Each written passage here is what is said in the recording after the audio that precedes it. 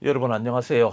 예, 오늘 우리 대구 사이버대 재활상담학과 우리 재학생 그리고 아마 이 강의를 듣는 분들 중에는 졸업생도 있을 것 같고 그리고 장애인 재활상담사 국가 자격을 준비하는 우리 예비 재활상담사들도 이 강의를 들을 것 같습니다. 어쨌든 오늘은 이 장애인 재활상담 영역에 관심을 가지고 있는 모든 분들이 과연 이 재활상담사는 어떤 역할 정체성을 가지고 있는지, 그리고 이 역할 정체성을 잘 이행하기 위해서는 어떤 부분들이 개선돼야 할 것인지, 뭐 이런 내용들을 가지고 오늘 여러분들과 함께 수업을 진행하도록 하겠습니다.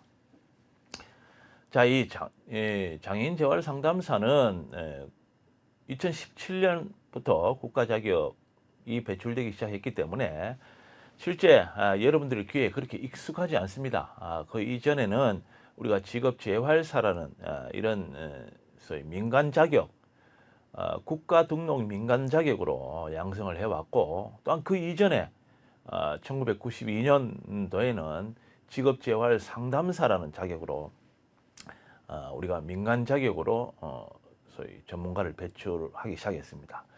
그렇기 때문에 이 장애인 재활 상담사라는 용어는 국내에서는 그렇게 익숙하지 않는 그런 용어가 되겠습니다. 물론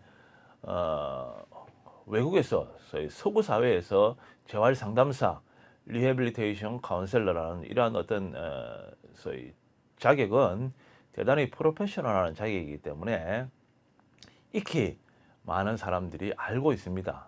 네, 미국의 직업 사전에도 이 재활 상담사가 명명되기 시작한 것이 이미 70년도이기 때문에 많은 사람들이 알고 있는 그런 익숙한 자격이지만 국내에서는 이런 이름으로 국가 자격이 주어지게 된 것이 극히 최근의 일이기 때문에 우리가 익숙하지 않는 그런 자격이 되겠습니다.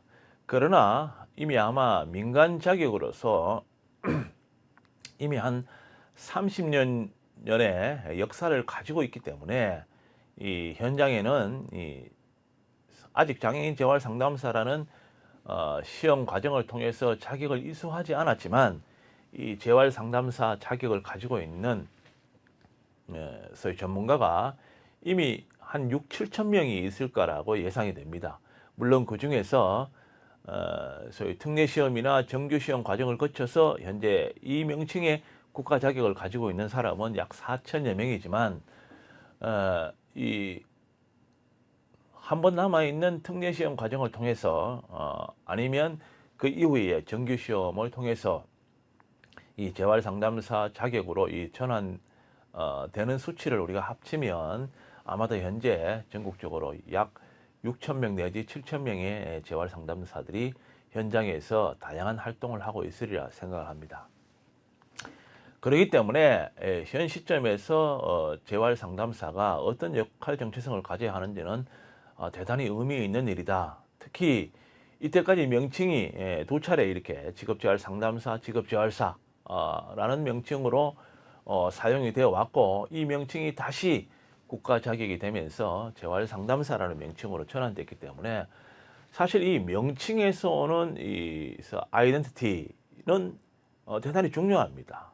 중요한데 이런 명칭이 변화됐기 때문에 이 아이덴티티를 새롭게 정립해야 할 필요성이 더욱 강하게 요청되는 것이죠. 그래서 여러분들뿐만 아니라 현재 일을 하고 있는 재활 상담사 그리고 재활기관에 여러분들과 함께 근무하는 많은 다양한 이런 어떤 전문가들이 이 재활 상담사에 대해서 어떤 정체성을 로 이해하고 있는지, 또 어떤 역할 정체성을 수행하는 사람인지를 어떻게 인식하느냐에 따라서 재활 상담사는 재활 분야에서 여러분들이 하는 어떤 일들이, 여러분들의 역할들이 뭔가 구체적으로 정립되기 때문에 여러분들 스스로가 이 재활 상담사의 역할 정체성을 이해하는 것도 중요하지만 여러분들과 같이 팀워크를 하는 다양한 우리 재활 분야의 전문가들이 재활 상담사에 대한 어떤 역할 정체성을 가져야 하는지도 아주 중요하다. 근데 그분들의 역할 정체성은 사실상 여러분들이 현장에서 어떤 소위 역할과 자세로 일을 하느냐에 따라서 그분들의 마인드는 굉장히 달라질 수 있어요. 그래서 오늘 여러분들과 함께 이 재활 상담사의 역할 정체성에 대한 이야기를 하는 것은 여러 가지로 의미가 있다라는 생각이 듭니다. 자, 일반적으로 재활 상담사의 역할 정체성은 현재 이런 혼란에 빠져 있습니다. 지금까지는 우리가 직업재활 상담사, 직업재활사, 정말 이때까지 그 소위 국가 인증 등록 자격일 때는 직업재활이라는 이런 어떤 명칭을 사용을 했고, 그러다 보니까 직업재활사나 직업재활 상담사의 역할 정체성이 보케이셔널 리해빌리테이션에 마치 이렇게 국한되어 있는 것처럼 비춰져 왔습니다. 그리고 실제 이 직업재활사 자격을 가지고 있는 사람이나 직업재활 상담사 자격을 가지고 있는 이런 사람들이 주로 현장에서 일을 할 때 직업재활 파트에서 일을 해온 것도 사실입니다. 그렇기 때문에 많은 사람들이 이 재활 상담사의 역할 정체성이 아직도 이 보케이셔널 리해빌리테이션, 직업재활에 소위 제한되어 있지 않느냐라는 이런 생각을 많이 하게 되겠죠. 그래서 과연 그러면 재활 상담사는 지금까지와 마찬가지로 이 직업재활 분야에서 일을 하는 전문가냐? 아니면 우리가 정말 재활 분야에서 일을 하는 제너럴 프로페셔널, 소위 일반 재활 전문가냐라는 이런 어떤 우리가 고민을 하게 됩니다. 그런데 자, 우리가 명칭 자체도 이렇게 재활 상담사로 변경해서 국가 자격을 한 이유는 종래의 이 재활 국내의 어떤 직업재활사나 직업재활 상담사의 출발점이 사실 미국의 재활 상담사에서 출발한 거예요. 그럼 미국의 재활 상담사들의 역할 정체성은 어디냐? 어떻게 보면 제너럴 리해빌리테이션 프로페셔널이다. 즉 재활 분야에서 일을 하는 일반 전문가다라는 이런 의미를 가지고 있습니다. 그렇기 때문에 재활 상담사는 재활 분야의 홀리스틱, 사실상 모든 분야를 이해하고 모든 분야의 전문적인 지식과 역량을 가지고 소위 홀리스틱 리해빌리테이션을 역할로 하는 아주 재활 분야의 제너럴리스트다, 일반 전문가다라는 의미로 이미 미국의 재활 상담사는 역할 정체성을 가지고 있고, 또한 지난 소위 50년 동안 현장에서 이런 재활 분야의 제너럴리스트로 활동을 해왔습니다. 자, 현 시점에서 도대체 우리나라의 재활 상담사는 어떤 역할 정체성을 가져야 되느냐?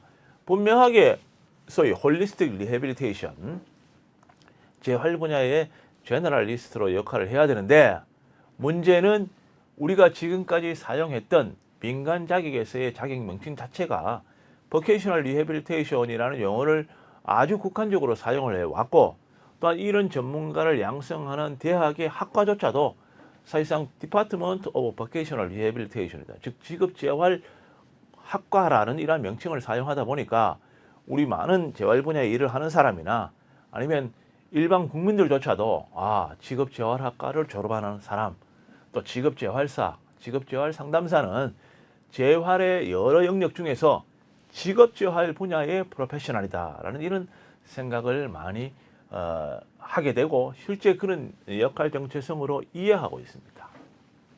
그렇기 때문에 우리는 현재 재활 상담사 국가 자격으로 명칭 변경한 이 시점에서 어떤 고민을 해야 되느냐? 지금까지 우리가 주로 역할 정체성으로 믿어왔던 직업재활에서 점차적으로 재활 분야의 제너럴리스트, 우리 스스로가 재활 분야의 제너럴리스트로 인식을 하고 역할 정체성을 확대해 나가는 이런 노력들이 대단히 필요한 시점이다라는 겁니다. 자, 여러분 지금 생각해 보세요. 자, 재활 분야, 여러분들은 재활이라는 용어보다는 장애인 복지라는 용어에 굉장히 익숙해 있습니다. 왜냐하면 한국의 재활 분야에는 대단히 복지 분야의 전문가들이 일을 하고 있고, 마치 그 복지 전문가가 재활 분야의 프로페셔널이다라는 생각을 가지고 있습니다. 실제로 그렇게 일을 하고 있습니다. 이건 왜 그러냐 하면 뒤에 잠깐 설명을 하겠지만, 우리나라의 장애인 복지라는 것은 사회복지사업법이라는 사회복지의 큰 틀을 규정하고 있는 기본법 안에 장애인 복지라는 툴에 포함이 되어 있습니다. 그러다 보니까 장애인 재활 분야에 있는 모든 영역이 마치 복지 관련 분야인 것처럼, 또 그렇기 때문에 복지 전문가들이 이 분야에서 중요한 역할을 하는 키맨처럼 많은 사람들이 생각해 왔습니다. 사실 그거 아주 잘못된 거죠, 그죠? 아주 잘못된 거예요. 그러나 우리는 그 사회복지사업법이라는 틀 안에서 장애인 복지가 움직여 왔기 때문에 아직도 많은 사람들은 재활이라는 용어보다는 장애인 복지라는 이러한 용어를 하는데 익숙해 있는 것이죠. 근데 이 시점에서 우리는 뭔가 이 틀을 바꿔야 한다라는 겁니다. 이 장애인 분야에서 일을 하는 사람은 복지 전문가가 일을 하는 것이 아니고 재활 분야의 전문가다. 자, 재활 분야의 전문가 중에 재활에 있어서 모든 분야에 관여하는, 예를 들어서 케이스 매니저, 사례 관리자처럼 모든 분야에서 사례 관리를 하고 모든 업무의 코디네이션 역할을 하는 이런 사람은 어떻게 보면 재활 분야의 제너럴리스트인데, 이 역할을 과연 누가 해야 되겠느냐라는 겁니다. 자, 여러분 앞으로 우리 재활상담학과에서 다양한 학년을 거쳐가면서 다양한 필수 선택 교과목을 이수하게 될 텐데, 자, 여러분들이 배우게 되는 필수 선택 이수 교과목과 복지 전문가들이 배우는 소위 사회복지사들이 배우는 필수 선택 교과목을 비교를 해보면, 이건 뭐 여러분들에게 제가 설명할 필요도 없이 재활 분야의 제너럴리스트가 누구냐, 이게 명확해지는 겁니다. 그렇다고 해서 재활 분야의 소셜워커가 필요 없는데 그렇지는 않아요. 왜냐하면 재활 분야에 있어서 분명히 소셜워커들이 할 역할들이 있어요. 특히 소셜 시큐리티, 사회보장, 내지는 소셜 시큐리티 서비스, 사회보장 서비스, 이런 부분들은 우리가 재활 분야의 제너럴리스트보다는 이 복지 전문가, 소셜워커들이 그 역할을 하는 것이 훨씬 잘할 수 있고 필요한 영역이기 때문에 소셜워커들이 필요한데, 지금 우리나라처럼 마치 재활 분야에 소셜워커들이 모든 것을 다 할 수 있는 것처럼 역할 정체성이 정립되어 있고 실제 현장에서 그렇게 진행되어 가는 것은 대단히 잘못된 거다. 뭐 우리가 여러 가지 수업을 통해서 제가 또 계속적으로 이런 말씀을 드릴 텐데, 이거 분명히 뭔가 잘못된 거다. 그래서 우리가 장애인 재활 상담사의 역할 정체성을 논하는 이 시점에서 가장 먼저 여러분들이 정립되어야 할 것은, 더 이상 여러분들은 재활 분야의 직업 재활에 관련된 전문가만이 여러분들의 역할 정체성이 아니다라는 겁니다. 여러분들은 재활 분야의 제너럴리스트면서 재활의 여러 영역 중에 여러분들이 가장 중점적으로 접근하는 부분이 직업재활이라는 거예요. 직업재활이라는 거. 자, 여러분들이 직업재활에 있어서 전문가이긴 한데, 우리가 재활이라는 전 영역에서 살펴보면 여러분들이 제너럴리스트로서 활동할 수 있는 그런 역할 정체성을 가져야 한다는 겁니다. 왜? 여러분들이 그런 학문적인 백그라운드, 학문적인 지식 체계 속에서 여러분들이 교육을 받아왔고, 또한 국가 자격 시험을 통해서 여러분들이 그런 지식과 기술 영역에 대한 어느 정도 능력을, 스탠다드한 능력을 가지고 있는지 그 스크린 과정을 거쳐서 여러분들이 국가 자격을 받았기 때문에 여러분들은 당연히 재활 분야의 보케이셔널 리해빌리테이션에 대해서는 프로페셔널, 그리고 다른 재활 분야에서는 제너럴리스트로서 역할을 할 수 있는 그런 전문가라는 인식, 여러분들이 가장 먼저 해야 된다. 이 역할 정체성을 논의하면서 뭐 이런 부분들이 가장 여러분들이 이제 고민해야 될 부분이고, 자, 그러면 재활 상담사는 정말 지금 현재 우리나라처럼 사회복지 영역에 포함된 하나의 영역이냐, 아니면 재활 상담이라는 어떤 독자적인 우리가 분야, 독자적인 학문적 체계 속에서 우리가 바라봐야 하느냐는 겁니다. 자, 어느 나라도 리해빌리테이션 카운셀링이 복지 분야에 포함이 되어서 학문적인 체계를 정립하고 있지는 않다라는 거예요. 오히려 소셜워크보다는 오히려 에듀케이셔널, 교육학 쪽에서 사실상 재활 상담을 많이들 접근합니다. 자, 교육학, 나아가서는 사이콜로지, 심리라는 지식 체계에서 이 재활 상담과 관련된 학문적인 접근을 많이 합니다.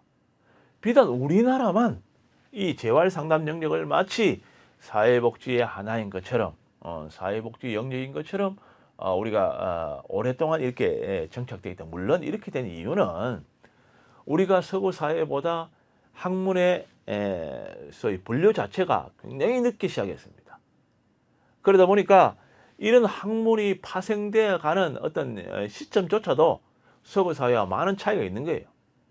그러니까 그 차이로 우리나라의 재활 상담이라는 비교적 구체적인 학문 체계가 소위 서구 사회보다 대단히 발달이 늦은 뭐 이런 연유가 있는 것이죠. 그래서 우리가 재활 상담사의 역할 정체성을 논의하면서 과연 재활 상담이라는 학문적인 백그라운드가 사회복지냐 아니면 재활 상담이라는 독자적인 학문적 지식 체계를 형성하고 있느냐라는 측면에서 봤을 때는 재활 상담이라는 것은 분명히 독자적인 학문 지식 체계를 형성하고 있다는 겁니다. 그래서 이제는 여러분들은 정말 재활 상담학과가 정말 사회복지와 재활 상담사를 복수 전공할 수 있는 정말 인접 분야인 것처럼 그렇게 생각해서는 안 된다. 재활 상담은 오히려 거기보다는 사이콜로지나 교육학 쪽이 훨씬 가깝다는 겁니다. 그래서 여러분들 재활 상담 필수 선택 교과목을 보면 오히려 소셜워크 쪽보다는 사이콜로지 쪽이 훨씬 유사한 학문들이, 유사한 교과목들이 많이 포함되어 있다는 것을 느낄 거예요. 그래서 소위 우리가 재활 상담사의 역할 정체성을 논의하면서 재활 상담사는 분명히 사회복지학과는 별개의 어떤 학문적인 체계를 형성하고 있다라는 거, 이런 부분들을 이해를 해야 된다.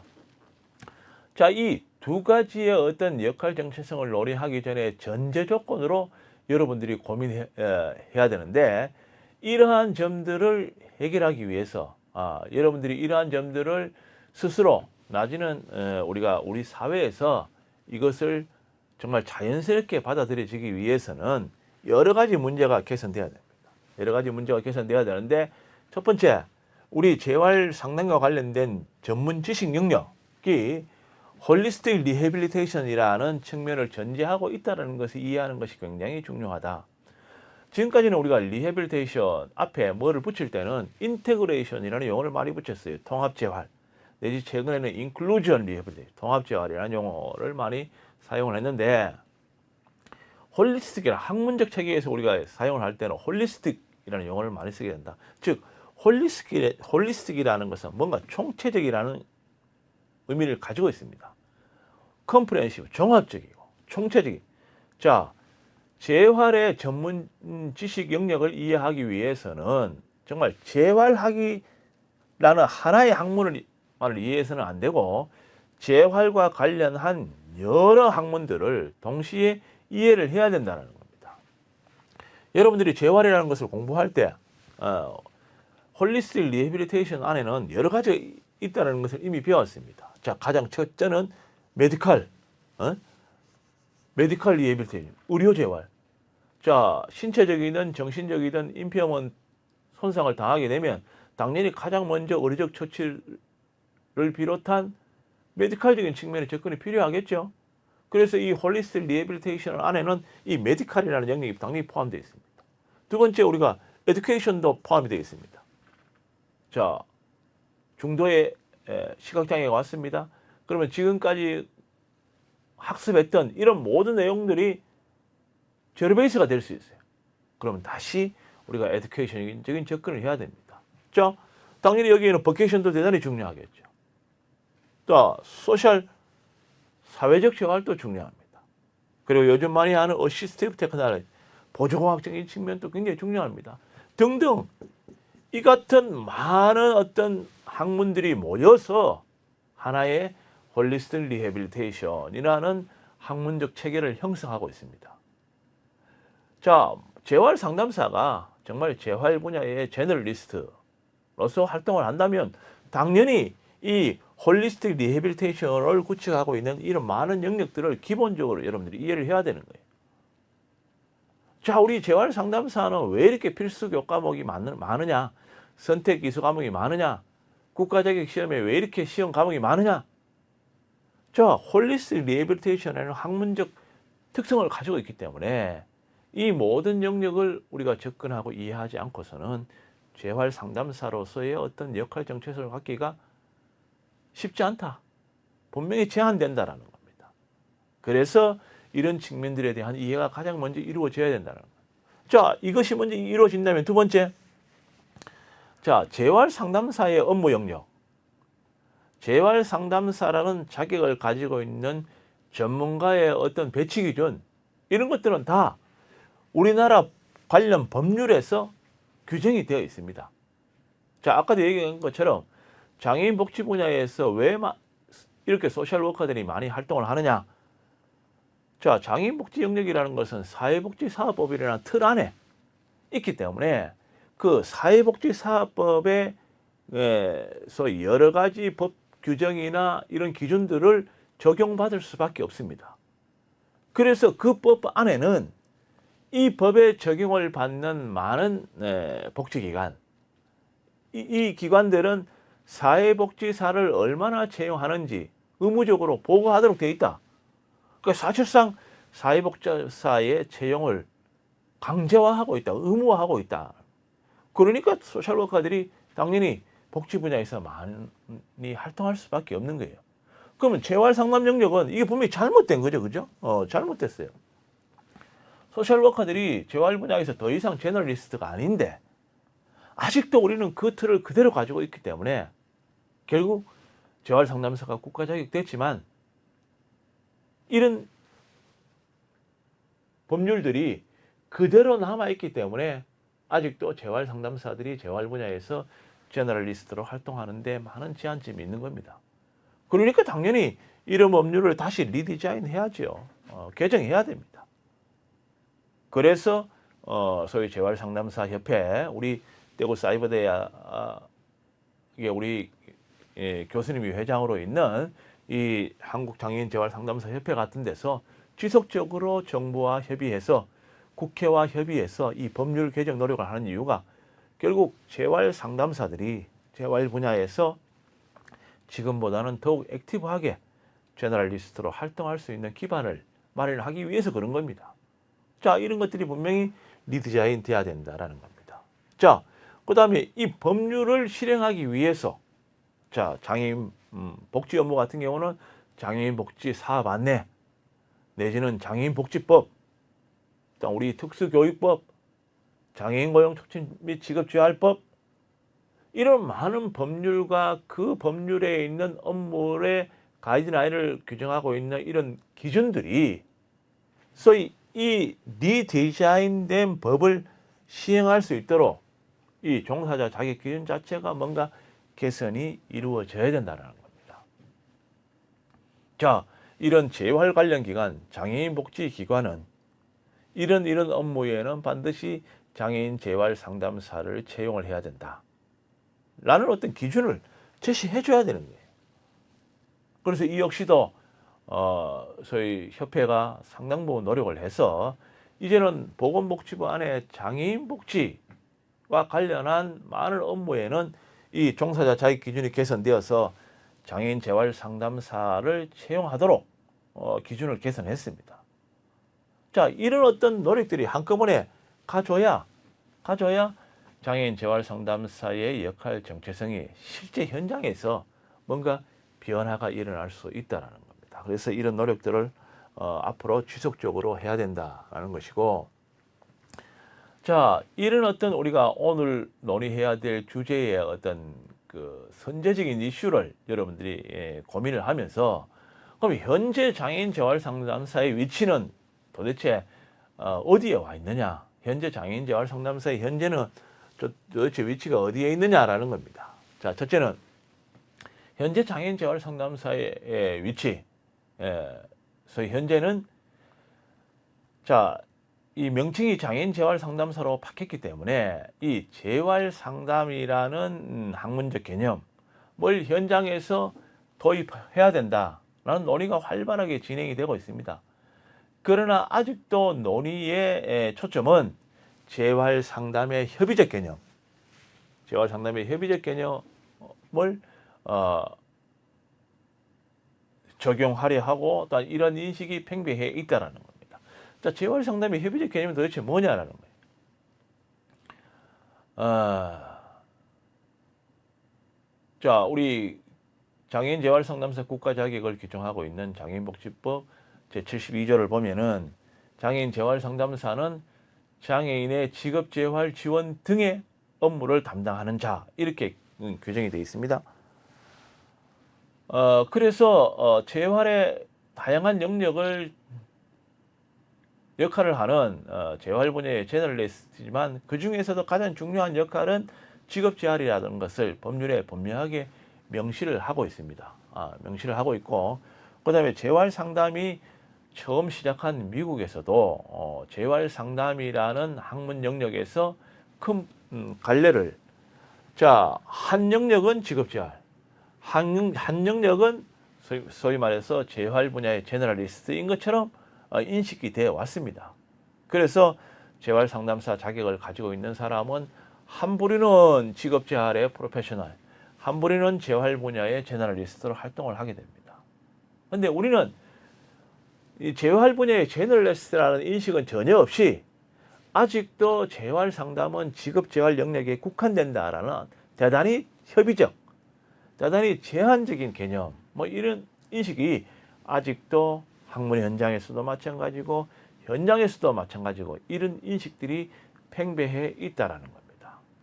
그래서 이게 오늘 장애인 재활 상담사의 현재다라는 것이고, 두 번째, 자, 장애인 재활 상담 영역의 업무 지침이나 적용 범주도 자, 재활 상담의 개념이 대단히 제한적이고 협의적이다 보니까 실제로 지침이나 적용 범주에 있어서도 업무 영역과 기능을 최소화, 협의적으로 적용을 하고 있다는 겁니다. 자, 아직도 예를 들어서 장애인 복지 서비스 중에 주로 직업 재활과 관련한 이런 서비스에 국한해서 재활 상담사의 배치 내지는 적용을 규정하는 대단히 아주 협의적으로 제한적으로 적용을 하고 있다는 겁니다. 그리고 아직도 어떻습니까? 현장에서는 직업 재활의 명칭이 정체성을 아주 혼란스럽게 하고 있습니다. 아직도 여러분들 우리 재활기관에서 재활 상담사를 채용할 때 채용 공고를 보면 장애인 재활 상담사 국가 자격을 가진 자라고 이렇게 표현하는 기관도 있지만 아직도 직업재활사 자격을 가지고 있는 자 내지는 직업재활학과를 졸업한 자, 뭐 이렇게 소위 구인 공고를 하는 기관들이 많이 있습니다. 즉 현장에서는 아직도 이 직업재활과 재활상담이라는 이런 명칭의 정체성 혼란이 혼란스럽게 혼돈되어 사용되고 있다는 것을 단적으로 증명해 주는 겁니다. 그래서 오늘날 우리 재활상담의 현재가, 자, 재활상담의 개념도 대단히 제한적이고 협의적이고, 그 다음에 관련한 지침이나 적용 범주도 마찬가지로 우리가 상담의 전체적인 학문 영역과 마찬가지로 제한되고 소위 협의적 개념으로 인식되고 있고, 그러다 보니까 아직도 소위 재활상담사로 이미 명칭 변경이 이루어진 지 수년이 흘렀지만 아직도 직업재활이라는 명칭과 혼재된 속에서 혼란스럽게 사용이 되고 있다. 이런 어떤 오늘 현재의 상황들 때문에 재활상담과 재활상담사 명칭 변경에 따른 정체성을 확립하는 것은 대단히 우리 분야에서는 시급한 문제이고 대단히 우리가 빠른 시일 내에 해결돼야 할 문제라는 겁니다.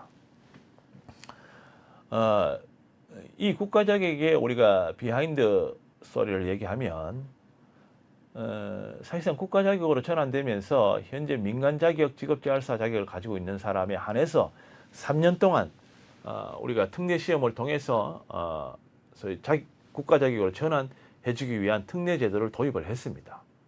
그런데 사실상 특례는 민간 자격을 가지기 위해서 이미 시험을 치고 민간 자격을 가지고 있기 때문에 이걸 인정해 주기 위한 하나의 특별 과정입니다. 그런데 이 특별 과정에 지금 법을 개정하면서 슬그머니 누가 들어왔습니까? 현장에서 근무하고 있는 사회복지사 자격을 가지고 장애인 복지 분야에서 근무하고 있는 사람이 슬그머니 특례시험, 더 나아가서는 정규시험에서도 이 관련 교과목을 이수하지 않고도 시험을 칠 수 있도록 뭔가 법이 개정될 때 슬그머니 들어왔어요. 자, 이게 문제가 있다는 걸 알고 있습니다. 이 문제가 앞으로 어떤 문제를 파생시킬 것이냐도 우리가 짐작을 하고 있습니다. 그러나 이걸 막을 수 없었던 것은 결국 아직도 우리나라의 재활 현장, 장애인 복지 분야의 다수는 사회복지를 전공한 복지 전문가들이 아직도 다수기 때문에 이들의 동의를 전제하지 않고서는 장애인 재활 상담사 국가자격 전환이 현실적으로 어렵기 때문에 결국 이런 어떤 문제점이 있다는 걸 알지만 우리가 막을 수가 없었습니다. 자, 이와 마찬가지예요. 이 정체성을 마련해야 되는 시급성은 이런 문제와도 맞물려 있는 겁니다. 자, 현재는 어쩔 수 없이 재활 상담을 공부하지 않고 사회복지사 자격을 가지고 현장에서 장애인 복지와 관련한 경력을 가지고 장애인 재활 상담사 국가 자격을 시험 칠 수 있지만 언젠가는 이렇게 갈 수는 없다라는 겁니다. 물론 재활 상담을 공부한 사람은 대학을 졸업한 즉시 1급 시험을 칠 수 있지만 사회복지사 학과를 졸업한 학생들은 현장에서 최소한 3년 이상 근무를 해야만 시험을 친다. 즉 그만큼 소위 장애인 재활 분야, 장애인 복지 분야는 소셜워커들이 할 수 있는 업무 영역으로서는 좀 문제가 있다는 것을 법률에서도 인식하고 있는 것이죠. 그러나 어쨌든 이런 모든 문제를 해결하기 위해서는 정체성을 확립하는 것은 대단히 시기적으로 시급한 문제다라는 거죠. 자, 그러면 도대체 장애인 재활 상담사의 역할 정체성은 어떻게 우리가 학문적으로 정립하고 있느냐라는 겁니다.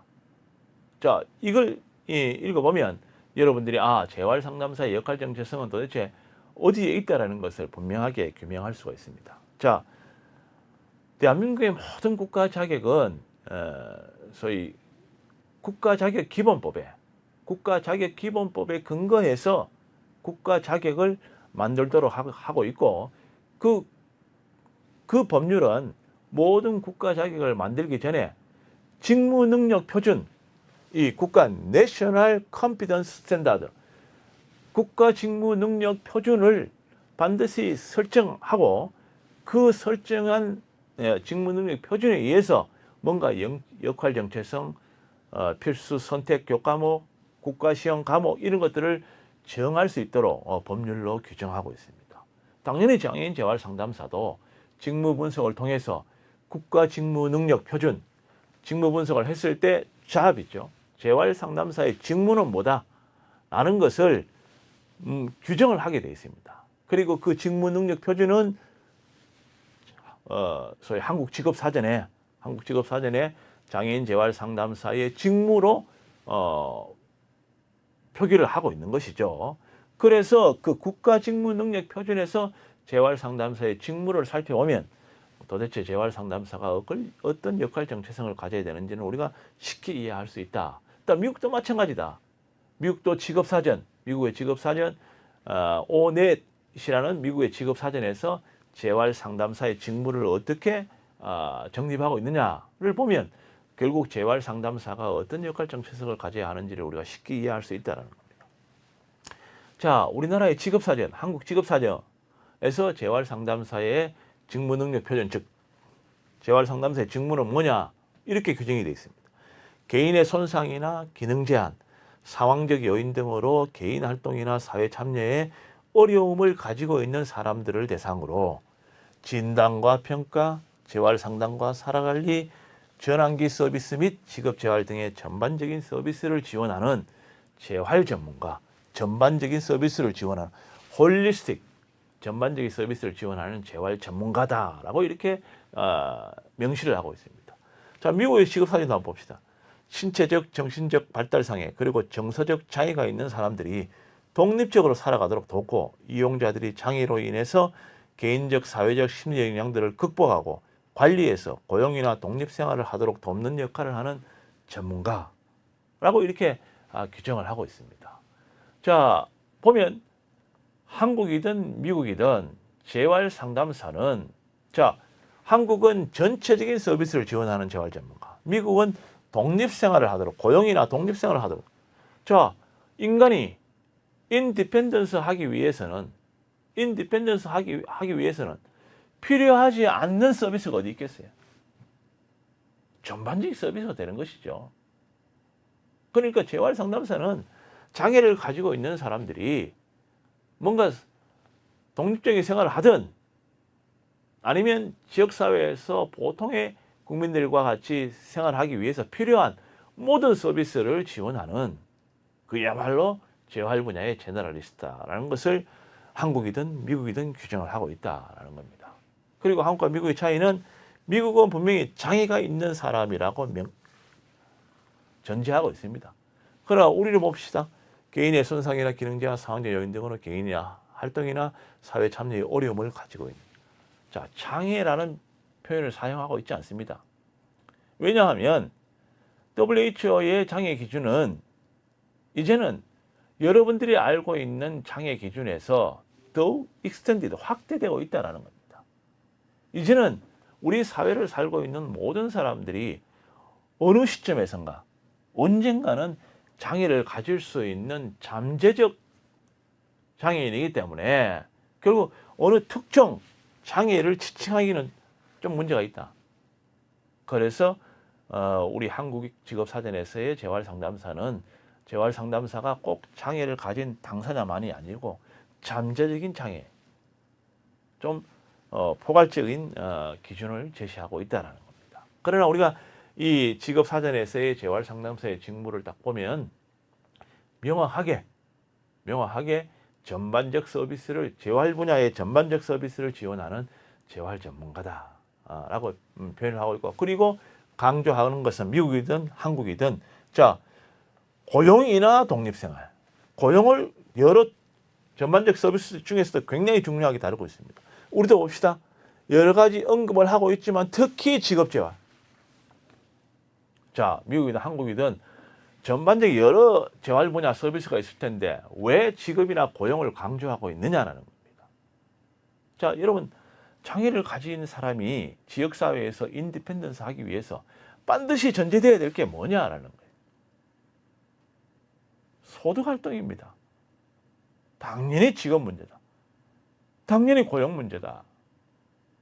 제가 여러분들에게 강의를 하면서 누차 강조하지만 재활을 가장 먼저 시작한 미국이 이 재활과 관련된 입법 활동을 하면서 가장 처음 만든 법률이 뭡니까? The Vocational Rehabilitation Act입니다.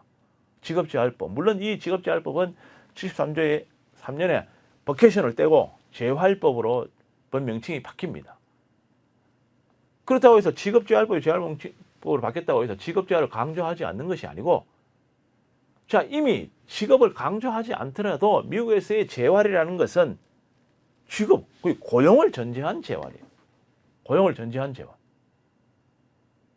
자, 우리는 많은 장애를 가지고 있는 부모들이 우리 발달장애 아이들을 언어치료시키기 위해서 뭔가 이렇게 정서적 문제를 해결하기 위해서 다양한 치료 서비스를 제공하고 막 방대한 시간과 비용을 사용을 합니다. 자, 이게 도대체 무엇을 위해서 그런 겁니까? 물론 장애인의 재활, 뭐 이걸 전제하고 있을 거예요. 그러나 그들의 재활에 있어서 결국 고용이 전제되지 않는다면 유상적 임금을 전제한 직업을 전제하지 않는다면 그나 큰 의미가 없다라는 거야. 그러면 이런 다양한 치료 서비스나 다양한 서비스가 이 장애를 가지고 있는 사람의 소위 고용을 전제해서 만약에 제공된다면 그 서비스의 효과성, 효율성이라는 것은 뭐 이루 말할 수 없이 성과를 예상할 수밖에 없다라는 거예요. 그래서 미국이든 한국이든 소위 재활 상담사의 직무에서 다양한 전반적 재활 서비스 중에 특히 버케이션을 강조하고 있는 이유가 있다라는 겁니다. 자, 그래서 이 미국과 한국의 직업 사전에서 얘기하는 재활 상담사의 듀티, 임무. 자, 아까는 잡이었어요. 재활 상담사는 이런 역할 정체성을 한다. 그럼 이런 역할 정체성에서 반드시 담당해야 될 임무는 뭐냐라는 거예요. 알아야 할 지식, 알아야 될 기술이 뭐냐라는 거예요. 자, 한국은 6가지, 미국은 9가지를 제시하고 있습니다. 근데 미국의 9가지는 한국의 6가지에 사실 포함되어 있어요. 자, 우리는 재활상담 및 사례관리 붙여 있습니다. 여기는 재활상담과 사례관리 띄고 있어요. 이런 식의 차이입니다. 자, 한국은 재활상담과 사례관리, 장애 진단 및 직업평가, 직무개발과 배치, 재활서비스, 재활행정, 재활정책. 이런 임무가 재활상담사가 반드시 해야 할 임무다라는 겁니다. 미국 재활상담, 평가, 치료계획 개발, 서비스 조정, 치료계획 개발은 한국의 사례관리에 포함이 됩니다. 서비스 조정, 재활서비스에 포함이 됩니다. 재활정책, 재활서비스, 당연히 재활서비스 포함되죠. 재활행정, 사례관리, 권리용어. 권리용어는 전반, 우리나라 같은 경우는 전체 부분에 다 포함이 된다고 봐야죠. 특히 한능력을 뽑아본다면 권리용어는 정책에 포함이 당연히 됩니다. 그래서 미국이든 한국이든 직업사전에서의 재활상담사의 임무는 똑같다. 그래서 한국에서 재활상담사들이 반드시 해야 할 임무는 재활상담, 사례관리, 장애진단, 직업평가, 직무개발과 배치, 재활서비스, 재활행정, 재활정책이라는 이러한 임무를 수행하는 사람, 수행하는 전문가가 바로 장애인 재활상담사다라는 거 여러분들이 명확히 인식을 해야 된다. 그렇기 때문에 국가 자격 시험에서는 이런 6가지 영역을 중요하게 터치하게 됩니다. 그래서 이 6개 영역의 교과목이 국가 자격 시험이 되는 거예요. 그래서 국가 자격 시험 과목이 어떻게 이렇게 결정이 됐느냐? 당연히 직무 분석 결과에 따라서 그 임무를 확인하기, 그 임무에 대한 지식, 임무에 대한 기술 영역을 이 사람이 어느 정도 선에서 가지고 있느냐를 확인하기 위한 하나의 과정이 국가 자격 시험이기 때문에 당연히 국가 자격 시험은 이런 임무를 시험을 치는 응시자가 어느 정도 소위 수준에서 이해를 하고 있느냐를 측정하게 된다라는 겁니다. 자, 장애인 재활 상담사의 과업 중에 우리가 재활 상담과 사례 관리는 우리가 직무 분석을 했을 때 39개, 자, 6개의 과업, 39개의 과업 요소로 구분됩니다. 자, 재활 상담과 사례 관리의 6개의 과업은 재활 상담 및 사례 관리, 재활 상담사의 임무는 39개의 과업으로 이렇게 분해되는데 재활 상담과 사례 관리는 7개의 과업 요소로 다시 세분화됩니다. 세분화되는데 자, 일단 재활 상담과 사례 관리 임무의 7가지 과업은 초기 면접, 사례 회의 및 IP 작성, IP 실행 및 모니터, 장애 상담 및 사례 관리, 직업 상담, 역량 강화 상담, 슈퍼비전. 자, 이렇게 보면 재활 상담과 사례 관리 국가 자격 시험에서는 그 응시자의 뭐를 확인하겠어요? 이런 7가지의 과업에 대한 지식이 있는지, 이런 기술에 대해서 이해하고 있는지를 당연히 확인하게 됩니다. 장애 진단 및 직업 평가는 6가지, 직무 개발 배치 7가지, 재활 서비스는 7가지, 재활행정 8가지, 재활 정책 4가지. 그런데 이 39개의 과업은 다시 소위 분석을 하면 193개의 과업 요소로 구분이 됩니다. 193개. 그러니까 재활 상담과 사례 관리 국가 자격 시험 준비를 할 때 응시자가 어떤 준비를 해야 되느냐는 당연히 이 재활 상담과 사례 관리를 구축하고 있는 190세 아예 과업 요소 중심으로 여러분들이 공부를 하시면 당연히 자격 시험 문제를 예상할 수 있다. 그래서 여러분들이 이를 보시면 자, 과연 장애인 재활 분야에 뭐 재활이라는 용어를 쓰지 않더라도 장애인 복지 서비스를 담당하는 제너럴리스트가 과연 재활 상담사가 해야 되는 것인지 소셜워커가 해야 되는지는 이 과업 39개 과업만 보더라도 이건 명확하게 누가 해야 되는지를 특정화할 수 있다라는 겁니다. 그러니까 여러분들은 적어도 이런 39개의 과업을 어느 정도 선에서 이해해야 된다라는 거예요. 이를 이해하지 않고서는 여러분들이 자격 있는 재활 상담사라고 이렇게 이야기하기는 좀 문제가 있다.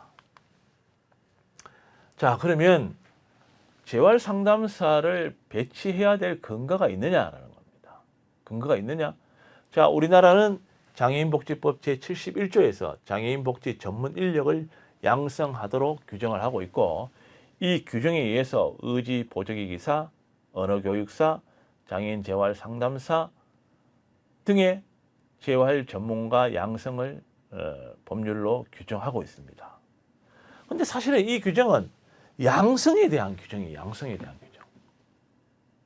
양성에 대한 규정이기 때문에 이게 반드시 배치를 해야 된다라는 이런 의미를 전제하고 있지 않아요. 그런데 이에 반해서 사회복지사는 보면 아까도 제가 말씀드렸지만 사회복지사법 제13조를 보면 사회복지사의 채용 및 교육을 규정하면서 사회복지사 채용과 보고를 모든 사회복지기관에 의무화하는 규정을 두고 있습니다. 사실상 사회복지사법 적용을 받는 대한민국 모든 복지기관은 사회복지사를 채용해야 되는 것이죠. 그래서 아직도 장애인 복지 분야에서 사회복지사를 채용을 하면 장애인 재활 상담사를 채용하지 않아도 되는 것처럼 생각을 할 수밖에 없는 상황이다. 자, 또 우리 장애인 복지 분야에, 장애인 재활 분야에 또 우리와 함께 일하는 사람들이 누굽니까? 의료법과 의료기사법의 치료사들입니다. 치료사들.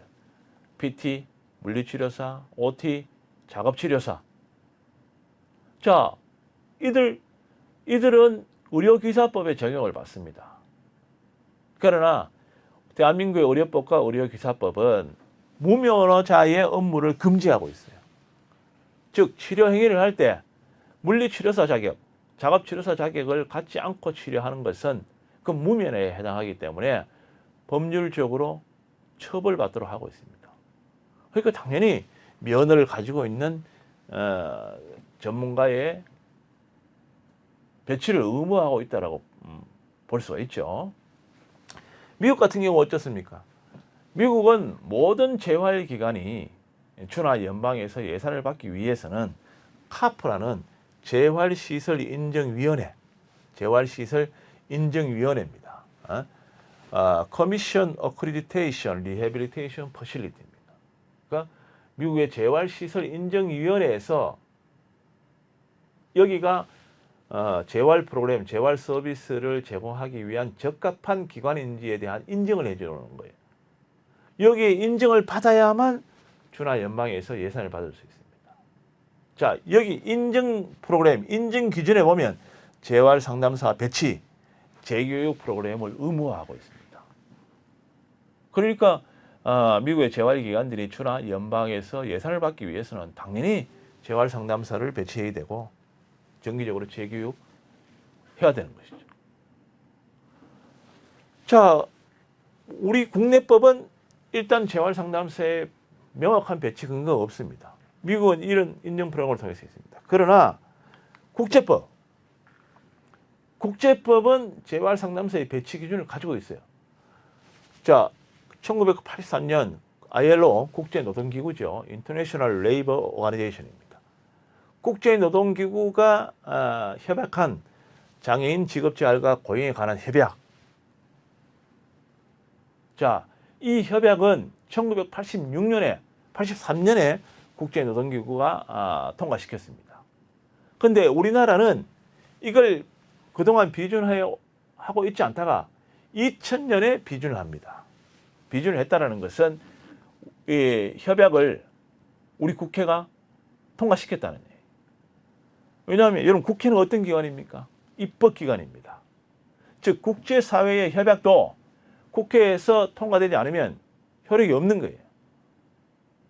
지금 우리 국회에서 국제노동기구의 협약을 비준하기 위해서 뭐 대단히 말이 많죠. 현재의 협약은 자, 주 40시간 근로시간의 축소, 그리고 시간의 근로의 축소, 뭐 이런 여러 가지 아주 민감한 사안을 담고 있습니다. 그래서 이 민감한 사안에 대해서 경영계는 도입을 비준을 반대하고 노동계는 찬성하고 뭐 이렇게 굉장히 델리케이트한 상황에 놓여 있습니다. 그러나 이 협약 국회에서 비준하지 않으면 국내에서 효력이 없어요.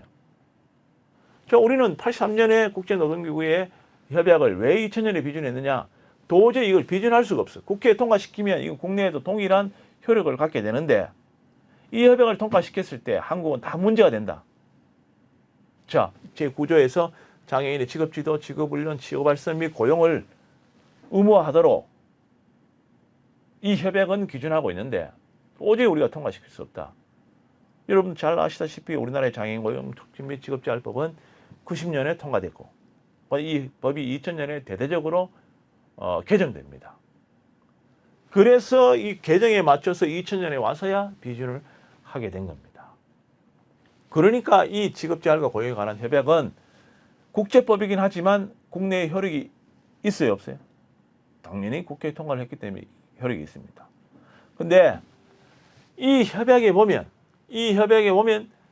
제9조에 장애인의 직업지도, 직업훈련, 직업발전 및 고용을 담당하는 재활상담사의 훈련 및 이용 가능성을 보장하도록 법률로 규정하고 있습니다.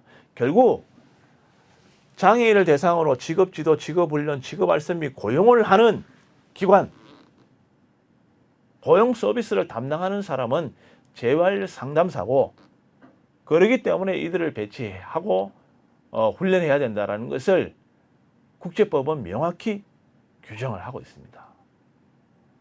그러니까 우리 국내법이 없다 하더라도 자, 이런 업무를 하는 곳은 어디입니까? 대표적으로? 네. 장애인 고용공단이 되겠죠. 그리고 이 협약의 주관부처도 어디입니까? 국제노동기구의 주관부처는 당연히 노동부가 되겠죠. 장애인 고용공단 어디 소관이에요? 고용노동부 소관입니다. 자, 협약에서 분명히 이를 명시하고 있고 우리도 2000년에 비준했기 때문에 지켜야 될 의무가 있는 노동부, 그 산하의 한국장애인고용공단이 아직 지키지 않고 있는 거죠. 그죠? 지키지 않고 있는 거죠. 그래 2000년에 비준됐지만 지금 2020년이 흘렀는데 왜 지키지 않느냐? 그동안에는 이걸 우리가 추정할 수가 없어요. 왜냐하면 장애인 재활 상담사가 민간 자격이 있기 때문에 어떻게 할 방법이 없었어. 근데 2017년부터 국가 자격이 됐기 때문에 당연히 이 업무를 하는 고용공단에 이 업무를 담당하는 상당수의 직원, 제가 볼 때 고용공단에 800명 직원 중에 400명은 이 업무를 하는 사람이라고 봐야 됩니다. 그래서 이들은 재활 상담사 자격을 따든 아니면 이런 사람들을 다시 신규 채용을 하든 해야 된다. 자, 국내법은 배치 규정이 의무화되어 있지 않지만 명확히 국제법에 있고 이걸 우리가 비준했기 때문에 우리나라도 배치 기준이 있다? 없다? 있다라는 겁니다. 자, 이 이외에도 여러분들 잘 아시는 2006년 유엔의 장애인 권리협약, 이 권리협약도 우리는 2008년에 비준했고 2009년부터 효력이 발생한 건데 여기에 보면 제4조 비준국가의 의무에서 8번째에서 전문가와 직원의 교육 장려를 규정을 하고 있습니다. 여기에서 말하는 전문가라는 것은 재활 상담사를 비롯한 재활 분야에서 일을 하는 다양한 프로페셔널을 이야기하는 것이죠. 그래서 배치 근거, 국내법은 사실상 배치 규정 자체는 없다. 양성 규정은 있지만 그러나 국제법에 있고 또 이것을 우리가 국회에서 비준했기 때문에 우리나라도 재활 상담사를 적어도 이런 업무를 하는 기관은 당연히 배치해야 됨을 규정하고 있다라고 이렇게 여러분들이 이해를 하시면 되겠다. 자, 이름에도 불구하고 아직까지 되지 않고 있기 때문에 우리가 이걸 해결하기 위해서는 우리가 해결해야 할 도전 과제들이 많다. 자, 가장 먼저는 사회복지사업법 제2조에 적용을 받는 사업이 27개가 있습니다. 27개가 있어요. 자, 이 27개 중에 장애인 복지와 관련한, 장애인 재활과 관련한 이러한 법률이 적어도 7개가 있다. 7개.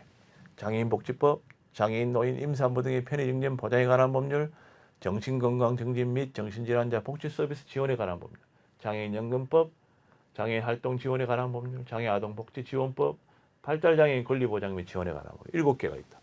적어도 이 7개 법률에서 규정하고 있는 서비스 제공기관, 이 7개 법률에서 관련되는 전문 인력들은 우선적으로 재활상담사를 채용하도록 뭔가 배치 기준의 영역을 명확히 해야 되는 것이 가장 첫째 우리가 해결해야 할 과제 중에 하나다라는 겁니다. 그래서 이거 열심히 지금 협회가 하고 있죠. 물론 이게 한꺼번에 개정되면 현재 재활상담사를 양성하고 있는 전국의 대학이 13개밖에 없어요. 자, 산술적으로 13개에서 풀로 전문가를 배출하고 이들이 전원 합격한다 하더라도 1년에 400명, 많아야 400명이 배출된다.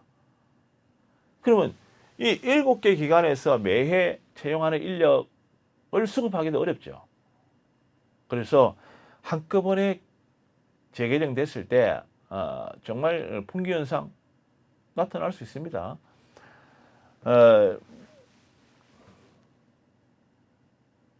제가 90년도 후반으로 기억이 되는데 중후반에 우리 장애인복지 사업 안내 기준을 개정하면서 장애인 직업재활시설의 종사자 자격 기준을 현재처럼 특수교육 사회복지사도 할 수 있도록 하는 것이 아니고 직업재활학과 졸업자만 할 수 있도록 장애인복지사업 안내를 만든 적이 있어요.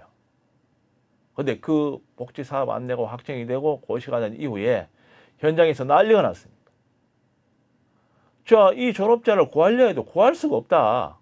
그 당시에 직업재활학과 있는 학교가 전국에 한 5, 6개밖에 없었어요. 난리가 났어요. 그래서 2년 뒤 이 장애인복지사업 안내를 바꿔서 현재처럼 특수교육을 전공하거나 사회복지를 전공한 사람들도 소위 채용할 수 있도록 우리가 확대해 준 사례가 있습니다. 자, 지금도 마찬가지 이 7개 법률을 한꺼번에 개정하는 것은 여러 가지 문제가 있습니다. 그래서 1차 아마 이 법률 내에 있는 안내에서 재활상담사, 사회복지사, 특수교육사를 중에 누구를 채용해도 된다라는 식으로 지금 지침이 현재 개정되고 있습니다. 자, 이게 첫 번째. 두 번째, 아까 국제노동기구의 장애인 고용과 직업재활에 관한 협약도 어떻습니까? 이 업무를 하는 공단은 장애인 고용 촉진과 직업재활을 사업을 하는 것이잖아. 여기는 반드시 재활상담사를 채용해야 된다. 그리고 특수교육부 제23조에서 진로 및 직업교육의 지원을 규정하고 있습니다. 그래서 이 학교에서 진로 및 직업교육을 담당하는 전문 인력의 자격 기준을 명시를 하고 있는데 전부 교사입니다. 교사. 자, 진로 및 직업교육이 여러분 교사에 의해서 제공되는 게 아니다. 이게 대표적으로 아까 우리 국제노동기구 협약에서 얘기하는 직업지도와 관련된 사항입니다. 직업지도와. 그렇기 때문에 이 장애인 복지 사업에 포함되지 않는 노동부의 장애인 고용 촉진 및 직업재활 사업, 교육부의 진로 및 직업교육 서비스 이런 부분들은 우선적으로 장애인 재활 상담사가 채용이 될 수 있도록 뭔가 우리가 우선적으로 개선되어야 할 필요성이 있다라는 것. 두 번째, 장애 유형별 상담 능력의 직무 정체성도 확립을 해야 됩니다. 자, 이 정신건강, 정신장애 문제는 아까 사회복지 사업 안에 포함되어 있기 때문에 제가 별도 설명을 하지 않더라도 사실 점차적으로 이 멘탈 관련 장애가 증가하고 있습니다. 그렇기 때문에 이 멘탈 관련 장애인에게 있어서 고용 문제, 직업 문제는 이들이 사회 복귀 내지는 통합 사회에서 중요한 수단이다. 그렇기 때문에 재활 상담사는 뭐 더욱 필요한 영역이라고 볼 수 있죠. 그다음에 산업재해. 자, 우리가 일을 하다가 재해를 입었다. 일을 하다가 재해를 입었다. 산업재해 장애인이죠. 그러면 일을 하다가 재해를 입은 사람들의 재활이나 보상은 대다수 산업재해보상보험법에 의한 산재보험에서 담당을 하게 되어 있습니다. 그래서 이 업무를 총괄적으로 하는 것이 근로복지공단이에요. 그래서 지금도 우리나라 전국에 이 근로복지공단에서 장애인의 재활을 위한 많은 기관들이 이런 일들을 하고 있죠. 당연히 이 기관에서 하는 많은 재활 서비스는 어떻게 보면 재활 상담사의 중요한 업무 영역 중에 하나죠. 그래서 근로복지공단에는 재활 상담사라는 직렬을 두고 전국적으로 약 250명의 재활 상담사들이 일을 하고 있습니다. 근데 문제는 그 250명의 재활 상담사는 근로복지공단에서 정의하고 있는 재활 상담사. 그러니까 우리가 말하는 국가적 장애인 재활 상담사 자격을 가지고 있는 사람이 아니고 근로복지공단에서 얘기하는 재활 상담사 직렬의 직무 정체성을 수행하는 사람이다. 이건 뭔가 아주 잘못됐죠, 그죠? 잘못됐습니다. 그래서 국가 자격을 가지고 있는 장애인 재활 상담사가 재활 상담 영역에서 일을 할 수 있도록 뭔가 개선이 이루어져야 된다. 또한 산업재해와 마찬가지로 최근에 후천성 장애의 대다수 부분을 차지하는 것이 교통사고입니다. 자, 이 교통사고에 대한 재해에 대한 책임이나 보상은 대부분 자동차 손해배상보장법에 의해서 이루어진다. 그러면 자동차 손해배상보장법에 의해서 급여만 제공되는 것이 아니고 후유장애인에 대한 다양한 재활 지원을 하게 되어 있습니다. 그래서 이 자동차 손해배상보장법에서도 직업재활 시설, 직업재활 업무를 하도록 하고 있어요. 그러면 이 업무에 종사하는 전문인력의 자격 기준도 당연히 장애인 재활 상담사의 중요한 역할 정체성, 업무 영역에 해당될 수 있다. 그럼 이런 것들이 우선적으로 우리가 직무 정체성을 확립하는 것이 중요합니다. 그 다음에 또 어떻습니까? 마지막으로 이게 굉장히 중요하다고 볼 수 있는데, 자, 우리가 지난 1988년도 장애인 등록 시범 사업을 거쳐서 1989년도 전국적으로 장애인 등록 사업을 실시합니다. 그야말로 장애를 가지고 있는 사람이 국가에 필요한 서비스나 급여를 받기 위해서는 모조리 거주하는 주민센터에 가서 나는 장애인이요 하고 등록을 하도록 하는 이런 제도가 장애인 등록제도입니다. 근데 이 등록제도가 2019년 7월에 폐지가 됐죠. 2019년 폐지가 되면서 그동안에 6개 등급으로 나누어지던 등급이 자체가 없어졌어요. 그래서 장애가 중한, 중증과 장애가 경한, 경증의 등급으로 구분되게 되어 있습니다. 그래서 이를 새로 판정하는 이러한 조사표가 완성이 되고 이 조사표에 의해서 서비스 유형별로 적격성 판단 기준을 가지고 판단을 하도록 되어 있습니다. 자, 이런 어떤 장애인 종합 조사표에 의해서 적합 서비스의 대상자를 결정하는 이 장애인 종합 지원 체계에서 종합 조사표를 가지고 진단을 하는 사람, 이 사람의 직무 뭐가 핵심이겠어요, 여러분? 당연히 진단과 직업평가, 이 업무가 여기에 핵심이에요. 자, 이 업무를 담당하는 것이 앞으로 어디가 될지 모르죠. 근데 가장 가능성이 있는 것이 지금 활동보조나 활동보조 소위 등급을 판정하는 국민연금공단이 이 업무를 할 가능성이 가장 크다고 볼 수 있죠. 그러면 국민연금공단은 소위 장애심사센터라는 것을 두고 있고 전국적으로 장애심사부에서 이 업무를 합니다. 그러면 이걸 판단하는 이 국민연금공단의 이 업무를 하는 사람 당연히 누구예요? 이건 뭐 두말할 것 없이 장애인 재활 상담사의 중요한 직무 영역이다. 그래서 이런 어떤 장애인 종합 지원 체계에서의 직무를 수행하는 이 영역에서 재활 상담사가 소위 역할 정체성을 정립할 수 있도록 하는 이런 부분들이 우리가 시급히 개선해야 될 과제 중에 하나다. 자, 이 위에도 우리가 소위 해결해야 될 과제가 많다. 첫째, 제가 아까도 말씀드렸지만 이제는 장애에 대한 관점이 종교적, 의료적, 소셜 관점, 사회적 관점에서 점차적으로 유니버설 관점으로 전환되고 있습니다. 정말 이제는 장애가 의료적 기준, 사회 환경적 기준 이것 떠나서 아주 보편적 기준으로 바뀌고 있다는 겁니다. 자, 이 보편적 관점에서의 장애라는 것은 가장 쉽게 얘기하면 지금까지는 어떤 의료적 문제, 환경적 문제, 사회적 문제로 어떤 특정 누구가 장애라는 이런 관점이었는데 보편적 관점에서의 장애 관점이 이제는 누구가 아니다 이게. 너나 할 것 없이 여기 앉아 있는 우리 모두가 삶을 살면서 어느 순간 어느 시점에선가는 반드시 장애를 경험할 수밖에 없는, 이제는 정말 장애가 특정 누구의 문제가 아니고 우리 모두의 문제, 이런 어떤 보편적 관점으로 바뀌고 있다는 겁니다. 그러니까 결국 지금 현재 우리가 재활 서비스, 장애인 복지 서비스와 마찬가지, 이게 어느 특정 누구를 위해서 하는 것이 아니고 이제는 앞으로 점점 어떻게 됩니까? 우리 모두를 위한, 여기 앉아있는 여러분들 모두를 위한 이런 서비스, 이런 행정으로 접근을 해야만 이런 입장에 있는 많은 국민들, 이런 입장에 있는 그 사람이 장애인이라고 해도 좋습니다.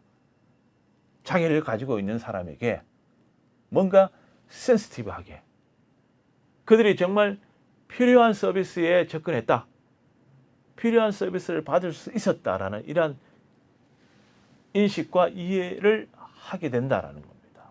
근데 지금까지 국가나 사회가 많은 부분 비용과 예산을 들여서 장애인 복지를 하고 또 재활과 관련한 다양한 노력들을 시도했습니다.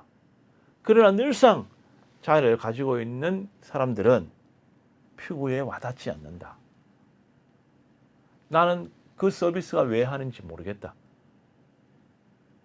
나는 그 서비스의 효과에 대해서 의문을 제기할 수밖에 없다라는 이런 어떤 공감성을 나타낼 수 없었습니다. 왜 그렇게 장애를 가지고 있는 사람들은 이렇게 국가나 사회가 막대한 비용을 들여서 대대적으로 복지 서비스를 하고 업무 영역을 확대해 감에도 불구하고 이렇게 소위 국가나 사회의 노력에 대해서 반응하지 않느냐라는 겁니다. 문제는 그 서비스나 그 행정이 장애 민감성을 반영하고 있지 못하기 때문에 그렇고, 그러면 장애 민감성을 반영하지 못하는 이유가 아직도 그 서비스를 제공하는 사람이나 그 서비스를 설계하는 많은 사람들이 이 서비스는 특정 누구,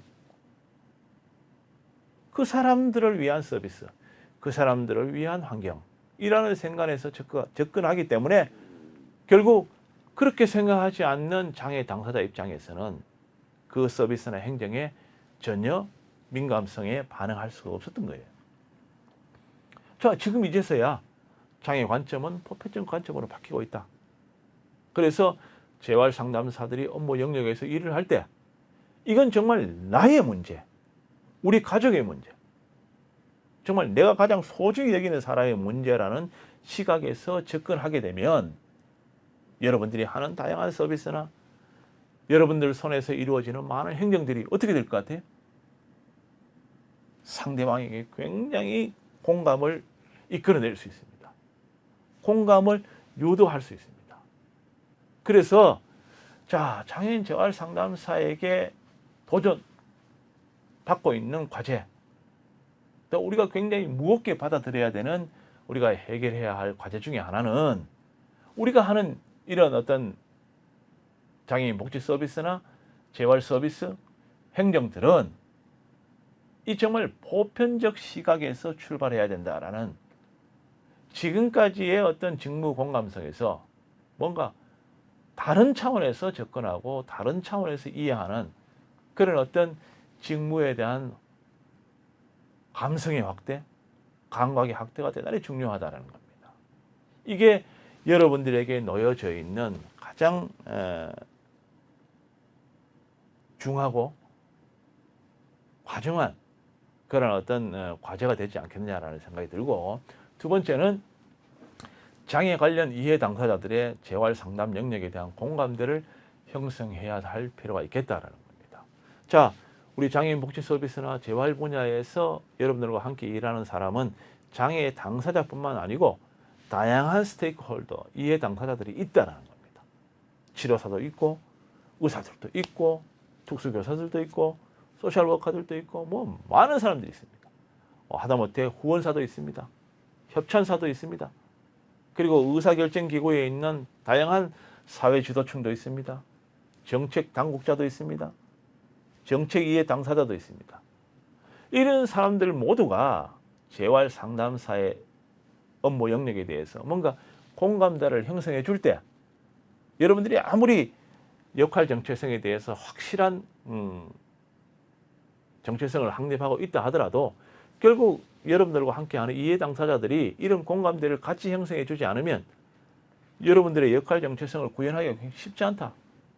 굉장히 어렵다. 그래서 이해 당사자들이 재활 상담 영역에 대해서 공감대를 형성할 수 있도록 재활 상담사들이 가장 먼저 전문성, 윤리성을 통해서 정말 전문가로서의 뭔가 스스로 체계 확립이 이루어질 수 있도록 노력해야 된다는 거.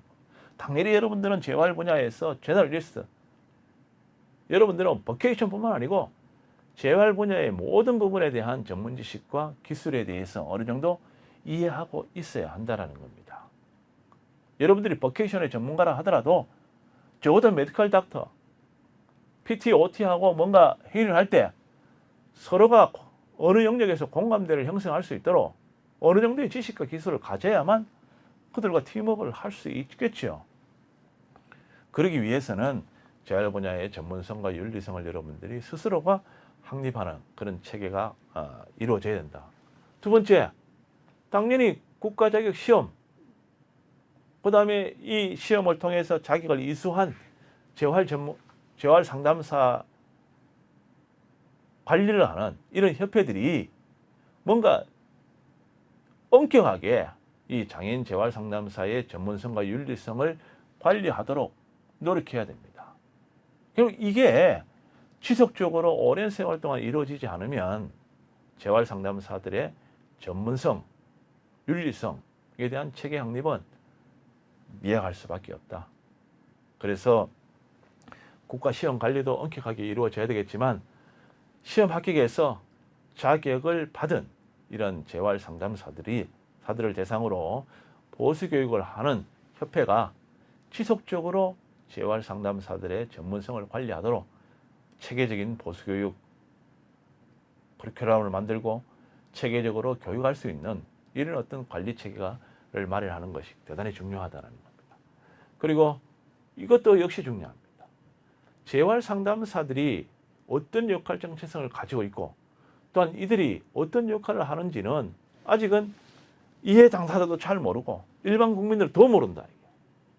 그러면 재활 상담사라는 국가 자격에 대한 지속적인 직무 정체성에 대해서 홍보를 하고 이해관계자를 대상으로 설득을 하고 그들에게 있어서 동의를 통해서 이런 어떤 기준과 지침을 개정해 나가는 이런 노력들이 상당 시간 이루어져야 됩니다. 가장 첫째는 정책 이해 당사자들이 이에 대한 이해를 해야 돼요. 그러기 위해서는 정말 재활 상담사들의 확실한 직무 정체성, 그에 따른 교과목, 그에 따른 국가고시, 뭐 이런 것들이 반드시 전제돼야 된다라는 겁니다. 자, 이게 재활 상담사가 기존의 사회복지사나 기존의 특수교사나 별 차별성이 없는 그런 전문 영역이나 학문체계, 시험관리 이렇게 가면 결국 그들과의 차별성, 그들의 직무와 차별성 있는 정체성을 확립하는 것은 불가능한 문제예요. 그래서 이런 걸 통해서 지속적으로 여러분들 소위 재활상담사에 대해서 홍보하고 이해관계자들을 대상으로 설득하는 이런 작업이 굉장히 중요하고, 마지막으로는 지속적으로 현장과 소위 대학이 연계해서 재활상담과 관련한 체계적인 연구, 또 직무 영역 확대를 위한 많은 증거 기반의 연구 결과물들을 생산하고, 이를 통해서 재활상담 영역에 확실한 증거 기반을 구축하는 이런 작업이 선행돼야 될 것이라고 생각을 합니다. 어쨌든 우리는 소위 오랜 시간 장애인 재활상담사의 역할, 정체성과 비전이라는 주제로 우리가 소위 여러분들과 컨센서스를 이루기 위한 이러한 노력들을 해왔습니다. 여러분들은 이 소위 시간을 통해서 확실하게 가져야 될 것들은, 장애인 재활상담사의 역할, 정체성은 재활 분야에서 일을 하는 직업에 관련한 확실한 전문가일 뿐더러 재활 분야의 제너럴리스트다라는 이런 역할, 정체성을 분명하게 확립해야 된다는 거. 그리고 이를 위해서는 재활상담사의 지식체계, 또 이것을 검증하는 관리체계들이 이에 부응해서 뭔가 맞물려 돌아가야 된다는 거. 그리고 이 두 가지가 선행돼야만 뭔가 우리가 소위 제도 개선을 하고, 또 현장에서의 재활상담사의 채용을 요구하더라도 뭔가 문제가 없이 자연스럽게 우리가 연계될 수 있을 것이다 라는 소위 이야기로 우리 재활상담사의 역할, 정체성과 비전이라는 이러한 특강을 마치고자 합니다. 여러분들은 어쨌든 장애인 재활 상담을 전공하고 있는, 또 전공한, 그리고 전공을 준비하기 위해서 지금 이 수업을 듣고 있는 학생들이기 때문에, 여러분들이 하고 있는 이 학문은 분명히 미래지향적이다. 미래지향적이기 때문에 현재보다는 내일, 내일보다는 오랜 시간 뒤에 여러분들의 역할, 정체성을 인정하고 여러분들의 가치를 소위 인정하는 그런 어떤 비전적인 미래지향적인 학문이라는 학문이기 때문에, 대단히 여러분들이 공부를 하는 입장에서 선택을 잘했고, 또한 이 선택에 여러분들의 결과는 대단히 희망적일 것이다라는 이야기로 특강을 마무리할까 합니다. 여러분, 긴 시간 동안 수고하셨습니다.